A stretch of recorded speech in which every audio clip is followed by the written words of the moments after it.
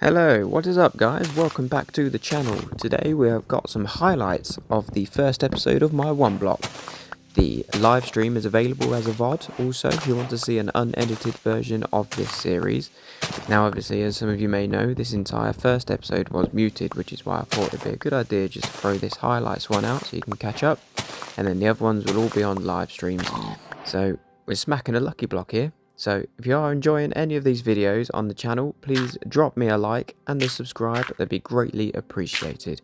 So we get our first little piggy here, and we're now expanding around the one block to give him a bit more room so we don't lose him, because obviously the last thing we want to do is lose our little piggy. And just expanding out there now, dropping a crafting table just there, and go back to smacking a lucky block. Continue to smack that lucky block until we get the upgrade, which is 30 blocks hit. So here we go. We're now going to expand out on the island again, just dropping a few more dirt blocks just so we've got a bit more room to navigate around the block, and also not to lose that pig.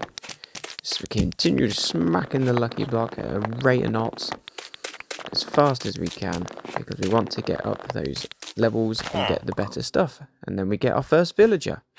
Here we got our butcher. Could be quite handy for getting some food, so we'll have to get some shelters for them soon. And then we just continue punching a block. That's what you do pretty much at the start of these series, or if you're doing these challenge, the one block challenge, you smack a block and expand. Just keep expanding on your island. And here we're now building the first bit of shelter for our villager, who's going to nicely sit in there with a trapdoor above his head so he can't get out. And then we continue to punch a block. Just punching away, get as much as you can to begin with, and expand. Continue expanding, continue punching, and that's the best way to do it. So now we're going to get ourselves a farm, build some fences up so we can get the pig stuck in there, and then he's going to be nice and safe as well. Keep punching the block until we get our second villager, where we're then going to make him another little place to live. He's got a pretty decent sword as well, not back one, so we'll keep hold of him. Time to expand out and get a nice little hut for him. There we go. Get him pushed right in there, and a trapdoor to stop him getting out. We got our first cow next. We try and get him in. Try and find something that we can use to get him in the farm. But in the background, he's just quite happily jumped up there for us, making it nice and easy for us to push him in. Lovely stuff. Happy days. Continue punching that block, and we get our first chicken. Again, with chickens, these are seeds that you're going to need. I'm trying to see if I've got any seeds. Also, I've then realised we haven't got anything under the block. So, drop a bucket of water, get underneath and drop that. That way, we're not going to lose any of the gravel or any of the sand. Okay, so now we're just going to whack the block a bit more. Have we got anything for the chicken? Oh, in the background, he's just gone and jumped himself in. It's always helpful when that one happens. Continue punching the block, and then we're going to get our first sheep. Now the sheeps are fun. We didn't have anything for this sheep, and we were hoping we might just be able to push him up to that crafting bench, and so he can just jump in himself. But he doesn't want to play ball, this one. This one doesn't. He goes up, and we're thinking, oh great, he's going in. Yep, let's go. No, he's just dropped straight back down again. He's not liking this. He hit the block, thinking he'll just let himself in. Here we go, second attempt, and he's gone the wrong way. He's gone the wrong way. That's not the way we want you to go, is it? You need to be going into the farm with your friends.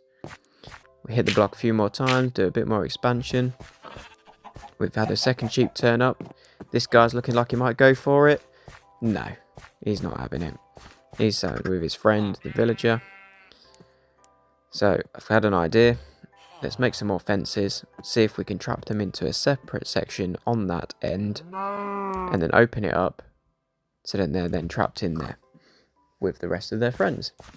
So we see a little bit of an opening here. It's chilling out. We're going to go and place these fences down. Here they come. They're in. Here we go.